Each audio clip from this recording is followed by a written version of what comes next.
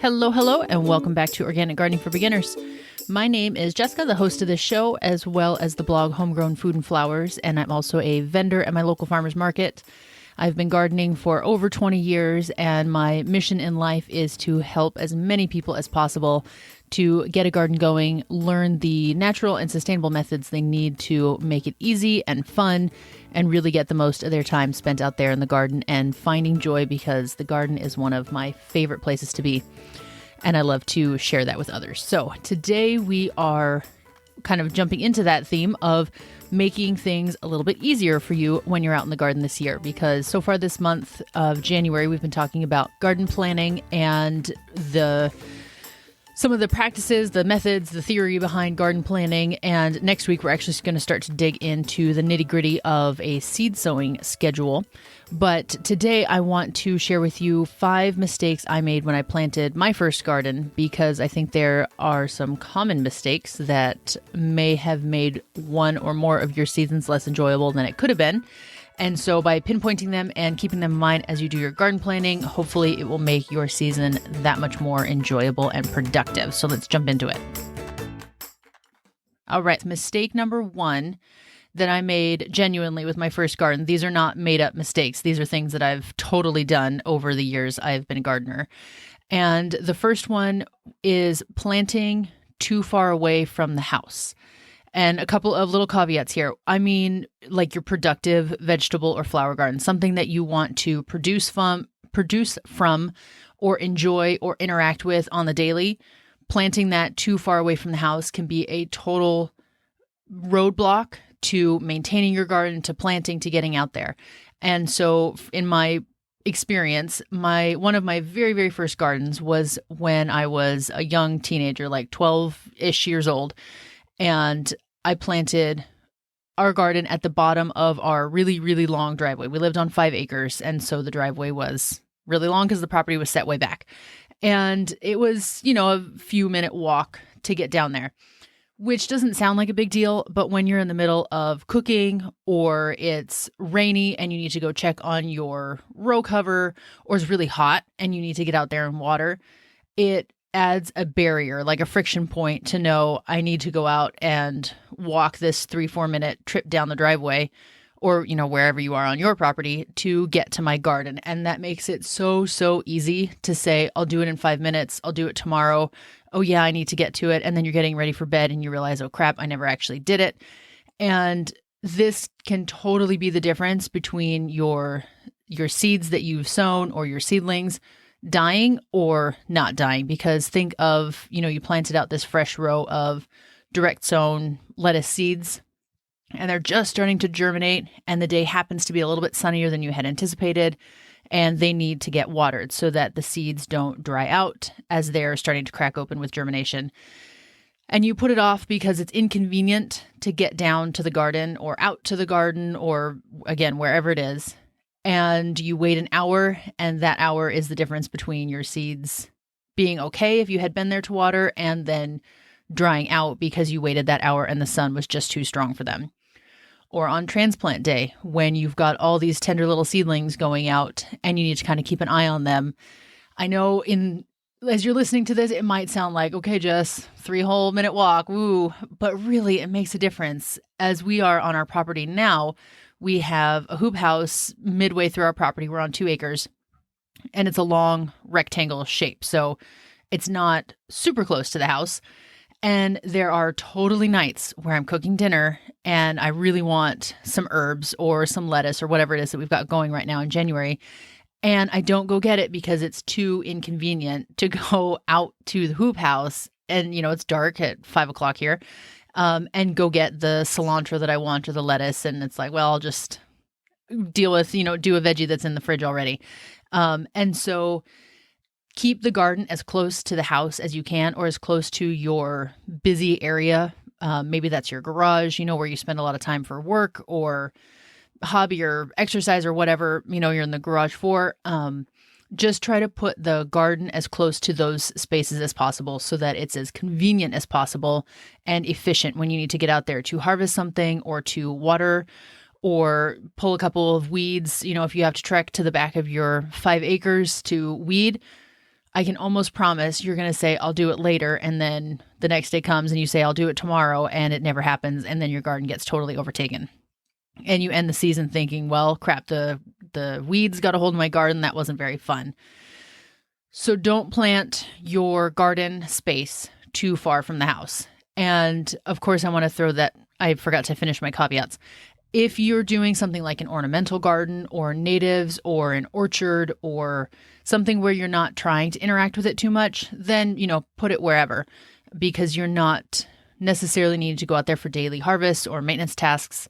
Or you're starting with shrubs that don't need daily watering, like a direct sown seedwood. So of course, kind of take your context in mind.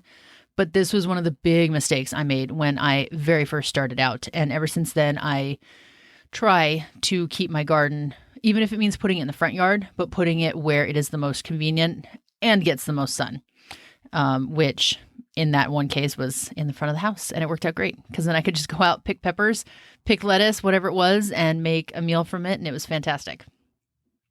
Alrighty, mistake number 2 that I have made, and I've sworn not to, and I even talked about it last week, is planting what you don't actually like. Whether that's you don't like to eat it, or you don't like to look at it, or you don't like to harvest it. Don't waste space on it unless it's serving a different purpose. Couple examples, and the one I mentioned last week was I historically plant eggplant because I like to grow it. It's pretty to look at, but I never eat it, ever. I never cook with it. It ends up in the compost every single year. And this year, I have said I'm not going to take up space or water or energy on growing eggplant when I never eat it, and I'll just buy it from the farmer's market when I'm there anyways, if I decide I want to make baba ganoush or roasted eggplant or whatever. Same goes for you. If you hate tomatoes, don't grow tomatoes just because they're for sale at Home Depot. Or if you think cilantro tastes like soap, but you want to grow a salsa garden, don't grow cilantro. Grow something else that can complement your salsa, because if you aren't into it, it's really easy to ignore it or prioritize something else over that other plant. Now, again, with my caveats, if you're planting it for pollinators or just because it's beneficial to the soil, for example, you can plant beans. Those are really good at fixing nitrogen into the soil. And maybe you don't love beans, or you think they get too tough too quickly, or they're a pain in the butt to pick, whatever your reason. You could, in theory, still plant a couple of bean plants because they're good for the soil, and then just don't harvest them, but don't feel guilt about that if you only planted them to serve a different purpose. I don't love certain flowers that have like the shaggy cactus shape to them, like there are some dahlias that look like that, or some zinnias. And so I don't plant them. I plant the flower style that I like, because I don't want to go out to the garden and think, man, you are so ugly when I get out there, because that's how I respond to those types of flowers. So prioritize your space, prioritize your time, your money. Don't budget for a plant or a seedling or a packet of seeds that you're kind of whatever about, when there are literally thousands of other things you could grow and that could make your season more fun, more enjoyable, more productive, because you actually like what you're growing. Number 3, big mistake here is not experimenting with things just to see what happens. As always with my stories, I think I even mentioned this in another episode. I'm putting in an experimental bed here on our property, where it's a cut flower production style garden that should be about 10 feet by 40 feet when it's all said and done. And I am trying some new varieties that I've never grown before. I am planting directly in the ground instead of in raised beds, even though we have a ton of gopher and vole activity on our property. And so our food garden is all in raised beds with, hardware cloth on the bottom, so that the gophers can't tunnel through and damage the plants. But I'm just dying to know, what would happen if I plant directly in the ground? Would they eat everything? Would some things be safe and they don't like them? We have a heavier clay soil that holds a lot of water in the wintertime. This particular area doesn't flood or get boggy the way some of the other areas on the property does, but I just want to see what can I get away with growing directly in the ground as opposed to a raised bed. And that can, excuse me, that can inform the rest of my plantings as, the years go on.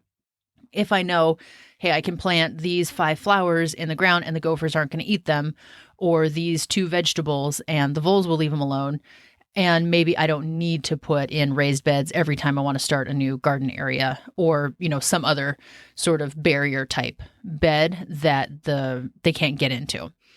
And so to apply it to you, experiment and see what happens. Kind of referencing another past episode, I was talking about how there's always next year. Keep that in mind when you're planning, and don't let that stop you from trying new things, from experimenting. Whether that's a crazy variety that you want to grow or something that you tried to grow once before and you didn't have success with it, try again. Put it in a different area in your garden, start it earlier or start it later, or water it differently than you did before, and just see what happens. Because if you fail again, there's still always next year. And sometimes experimenting looks like playing with your climate. For example, there are obviously some plants that do well in warmer areas and some that do better in colder areas. But see if you can push your growing season to grow something that maybe is slotted for a warmer climate than what you're at. And just see, can you start it earlier indoors and get it to maturity in your short season? Can you plant it in the shade if you live in a warmer climate and it'll produce for you? For example, I never grew rhubarb in our years of living in California because it's not really the climate for rhubarb. And that would have been something that I could have experimented with. And there were other reasons I didn't plant it, like I knew we were going to move, and rhubarb is a perennial. But you kind of get my gist of, don't hesitate to experiment with new growing techniques, new soils, new seed varieties, new plant types. There's always something to try. And actually, if you kind of want to see this in action, there's a really good YouTube channel called Regenerative Gardening from Blossom and Branch Flower Farm. And the gal's channel, she does so many different experiments. It's super cool to watch, where she'll try different soil mixes, different planting methods, different seed starting methods, and report back on her results. She does a great job. When I flip through her comments, people are always appreciative of the experiments that she does and the results that she shares. And so that's a great example. I'll link it in the show notes to her channel. Bree is her name. And so just apply that to yourself. Pick maybe something that you've never grown before that you want to experiment with, or something that you think might not do well in your climate, and just give it a shot anyways and see what happens, because it might be a resounding success and then you learn something new. All right. Mistake number 4 that I made and really paid for, and I have since learned my lesson, and I've talked about it a ton on this show, is not mulching. Before I realized the power of mulch, I would leave the soil around my plants bare, just as I'm sure many gardeners do, because I know not everybody mulches, and the soil would get dried out. It would crack, weeds would sprout, I would water, and the water would just kind of float across the top and not saturate down into the soil until I'd been watering for a few minutes. And all of that changes when I started mulching. And I think mulching can be a make or break method for your garden. I don't say that about a lot of things, but I really think that mulching can make your season so much easier. And if this is your first time listening to the show, first off, hello. And second, mulching means putting a protective layer over the top of your garden bed. And this is usually an organic material like wood chips or straw or leaves or grass clippings or wool or cardboard. It can also be a synthetic material, which I choose not to use, but people do it with landscape fabric or black plastic. There are actually some biodegradable landscape fabrics like Bio360 that will decompose after a season, but I don't have experience with it. But basically, you are trying to put a barrier between the soil and the environment. So that way, when the sun is hitting the soil, your plant roots have some insulation from that mulch. It smothers weed seeds. It retains water. Once your soil is warm and then you mulch, it can help retain the heat a little bit better. I love mulch. I love wood chips and leaves in particular, but I've definitely used grass clippings over the years when that's what I had available. And so by not mulching, it's way, way easier to get totally inundated with weeds and to have to water more frequently because your soil is drying out that much more quickly. So not mulching was a huge mistake. I mulch religiously now with whatever material I can get a hold of.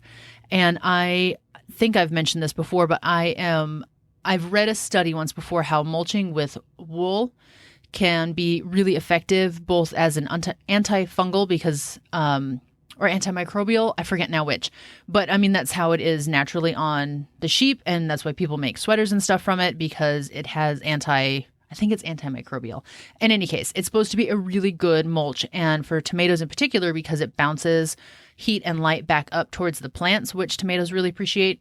So I am scrounging around seeing if I can find a local source for cheap or free wool that nobody's using because it's either dirty or damaged or whatever. They're not going to make anything from it. And this is one of my garden experiments because I'm in a rural area. I'm hoping it should be easier to find some wool this year. And there are other uses for wool in the garden.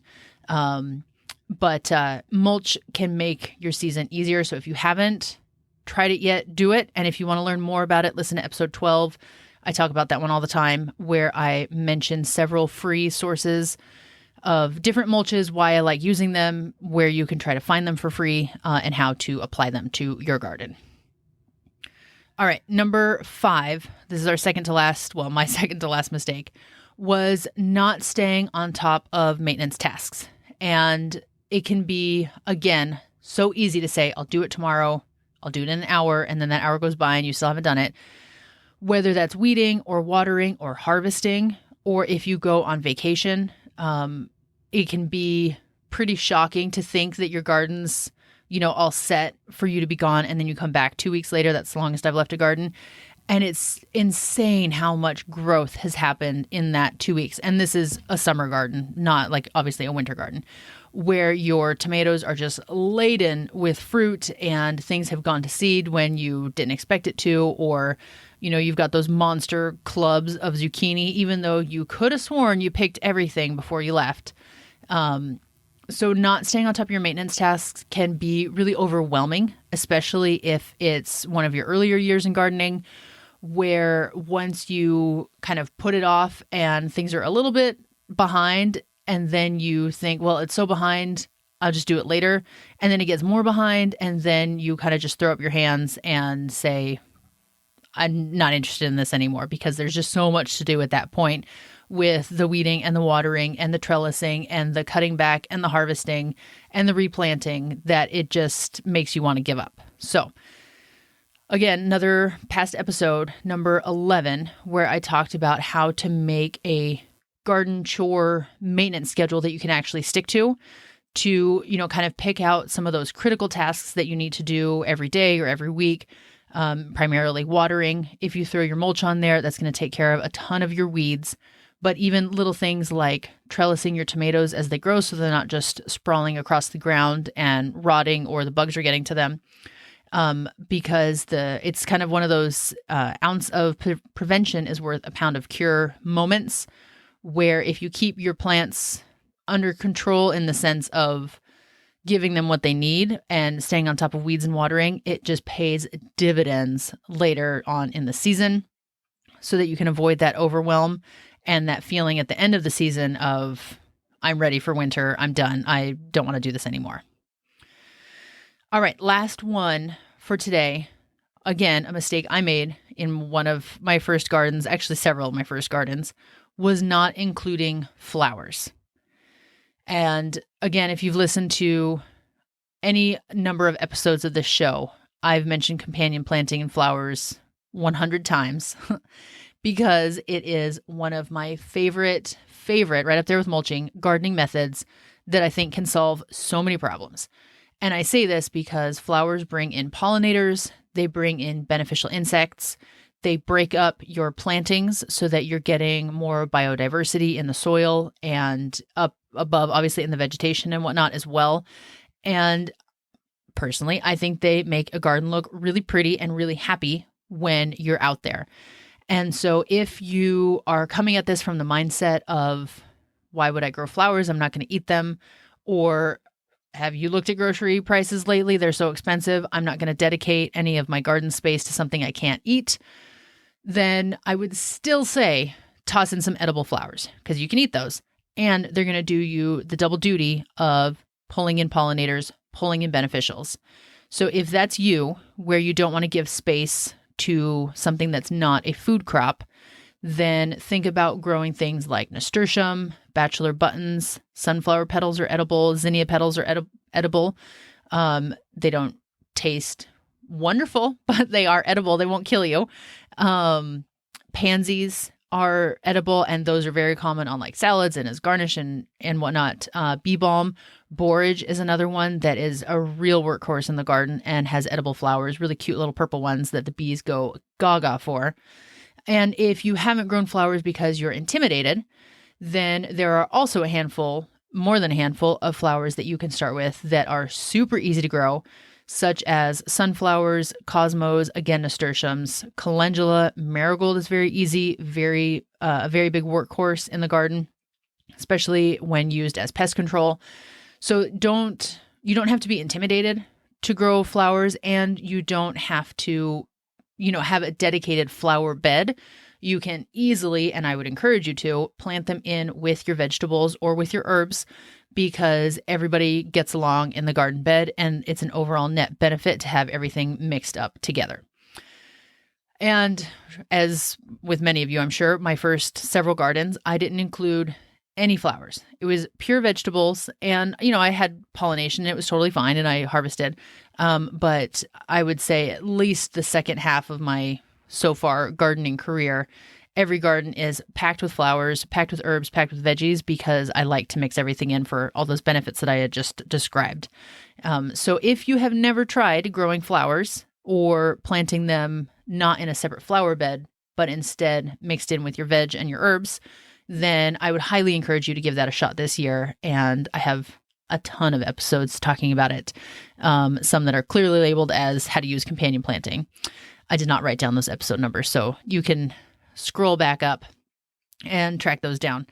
But in any case, those are 6 of the mistakes that I made when I was first getting started. I actually have a feeling that I said 5 mistakes earlier, but we ended up with 6. So you get a bonus mistake in there.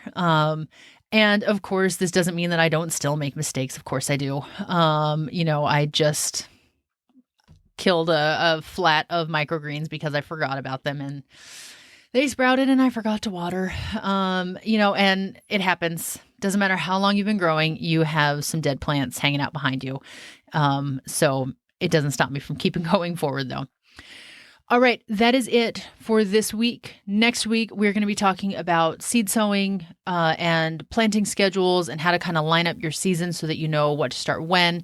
This ties into the PDF that I made for you guys a few weeks ago that is also available in the show notes. It's a free download with a seed starting and transplanting dates so that you can use your first and last frost dates to figure out when to plant. So we're going to not necessarily dive into that PDF, but I'm just going to explain some of the overarching principles of planning your garden and your growing season and figuring out how long it is to kind of get you started, because, January is incredibly heading, on the second half. Time is flying already. And I want to make sure that you are starting your season, whatever your zone is, and your first, planting time, that you've got kind of a runway to know what to plant when so that you can totally maximize your year. I am jonesing to get out in the garden. I cannot wait. I have started some seeds already, and I just can't wait to share more. I will talk to you all next week. Bye.